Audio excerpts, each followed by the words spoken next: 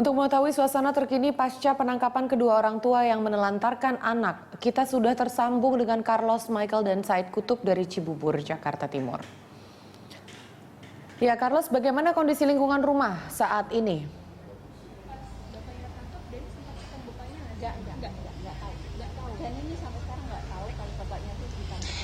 Iya, Amanda Cininta, pasca kemarin sejumlah pemeriksaan kemudian sudah diamankannya di rumah aman KPAI 5 putra dan putri dari pasangan inisial T dan N.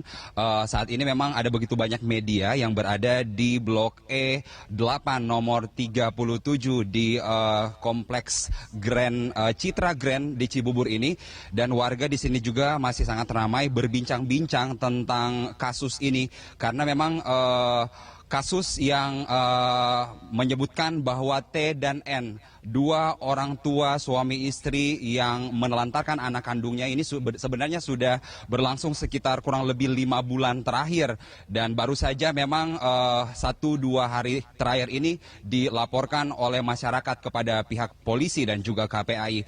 Dan bagaimana sebenarnya cerita dari kasus menelantarkan anak ini, dan nampaknya memang warga di sini sangat antusias untuk menceritakan karena ada sisi iba sebenarnya dari warga di sini, karena bocah berusia 8 tahun ini dikabarkan sudah tidur di jalanan di sekitar rumah tempat tinggalnya kurang lebih 1 bulan terakhir. Dan bersama saya sudah ada Ibu Siti Fatimah, tetangga dari Ibu T, Bapak dan Ibu T dan N ini. Selamat siang, Bu Fat. Iya, terima kasih atas kesempatannya. Ya. Bu Fat, mungkin bisa langsung menceritakan seperti apa sebenarnya kehidupan keluarga Bapak dan Ibu T dan N ini setiap harinya di lingkungan Blok E ini?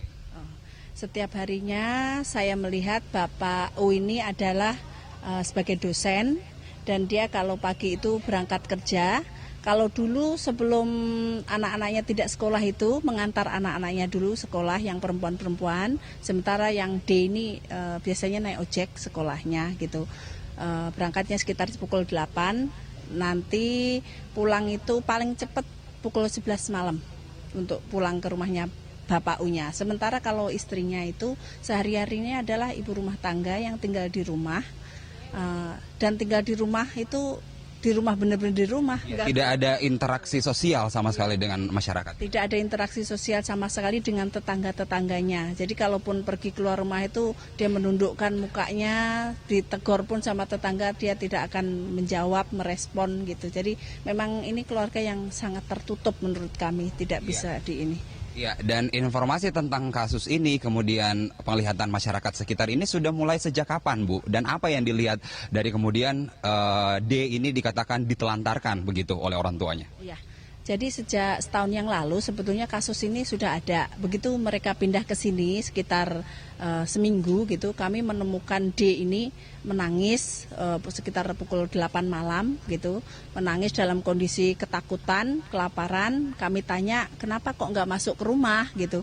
Katanya itu sudah ngetok pintu, tidak dibukakan sama mamanya, padahal mamanya dan keempat saudaranya itu ada di dalam rumah gitu. Akhirnya karena kami juga kasihan melihat anak ini iba gitu, kami bawa ke rumah kami mandikan, kami kasih makan, dan malam itu tidur di rumah salah satu warga. Gitu. Kami mendengar informasi sebelum diasuh oleh warga sekitar, katanya D ini sering tidur misalnya di emperan rumah sebelah rumahnya, kemudian juga di pos pengamanan kompleks. Benar demikian, Bu? Seperti apa ceritanya? Itu yang kasus terakhir ini yang termasuknya kasus yang ketiga gitu. Memang terakhir ini sekitar sebulan terakhir ini warga melihat D ini sering tidur di pos Panwas kalau malam. Jadi warga akhirnya bertanya sama Panwas, ini anaknya siapa, kenapa tidurnya di luar, tidak diambil sama orang tuanya, dan anak ini juga ditanya, diwawancarai, dia bilang karena tidak boleh masuk ke rumahnya sama ibunya, sama orang tuanya, jadi ya dia terpaksa di luar. Jadi kalau siang dia keliling-keliling naik sepeda, muter-muter gitu, nanti kalau udah sore malam kembali ke pos untuk tidurnya di pos gitu. Nah, alhamdulillah warga kami itu kepeduliannya tinggi, melihat ada anak terlantar ada di pos, kami memberi makan, memberi pakaian seperti itu. Bu Fat, terakhir katanya D ini sudah tidak sekolah semenjak keluarga ini pindah di kompleks ini. Lalu setiap harinya seperti apa? Pernahkah si D menceritakan mungkin ada kekerasan fisik di dalam rumah tangga keluarga ini atau seperti apa?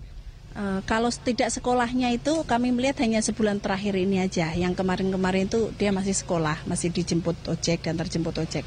Kalau untuk kekerasan dalam rumah tangganya, kami tidak melihat secara langsung dia dipukul apa segala macam oleh orang tuanya. Cuman kami mendengar aja dia nangis, menjerit-jerit, minta ampun, ampun papa, seperti itu. Tapi kalau kita tanya, dia dipukul ya sama papa, enggak gitu, seperti itu.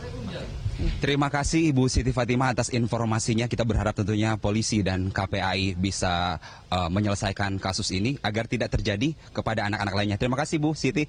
Ya, dan Amanda, seperti yang dikatakan Ibu Siti Fatimah tadi, bahwa sebenarnya beruntung bahwa D, bocah ini memiliki tetangga-tetangga yang sangat peduli.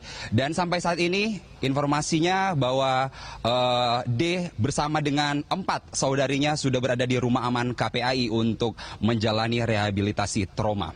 Itu Amanda Cininta, kembali ke Anda.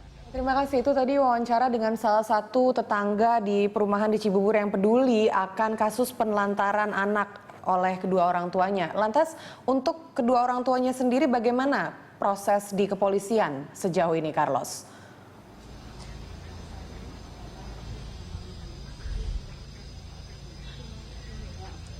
Iya, Amanda, sebelum saya mendatangi kompleks Citra Grand di Cibubur ini, tadi pagi saya sudah sempat ke Polda Metro Jaya untuk mengecek secara langsung bagaimana kelanjutan proses dari penyelidikan dugaan kasus penelantaran anak ini. Dan tadi kami sudah bertemu dengan Direktur Kriminal Umum Polda Metro Jaya, AKBP Heru Pranoto, yang menyebutkan bahwa sampai saat ini keduanya masih berstatus sebagai terlapor dan masih tengah diperiksa oleh bagian anak dan remaja di Polda Metro Jaya. Dan berikut kami putarkan wawancara kami bersama dengan AKBP Heru Pranoto tadi pagi. Kita awalnya mendapatkan laporan dari masyarakat, kemudian kebetulan laporan dari masyarakat itu juga melaporkan, menginformasikan kepada pihak KPAI. Nah, kemudian kita kerjasama dengan KPAI mendatangi lokasi di Cibubur. Kemudian setelah di sana memang kita mendapatkan keterangan dulu dari masyarakat setempat, dugaan bahwa ada salah satu rumah di klaster itu yang satu keluarga itu memiliki 5 orang anak. Ya, salah satunya adalah bernama si Andi yang masih usia 8 tahun ini. Kurang lebih menurut keterangan masyarakat sudah 1 bulan ini dia tidak boleh masuk ke rumahnya. Bahkan dia sudah putus sekolah, tidak masuk sekolah. Kemudian selama dia hidup sehari-hari juga sudah ditanggulangi oleh warga setempat, gitu, termasuk ganti baju dan sebagainya. Nah, berawal dari situ, kemudian kita melakukan pengecekan terhadap salah satu rumah yang ada di sana, juga dari orang tua si korban di perumahan Citra Grand Cibubur itu. Iya, Amanda, sampai saat ini kita masih akan terus menunggu hasil dari penyelidikan oleh Polda Metro Jaya bekerjasama dengan Komisi Perlindungan Anak Indonesia.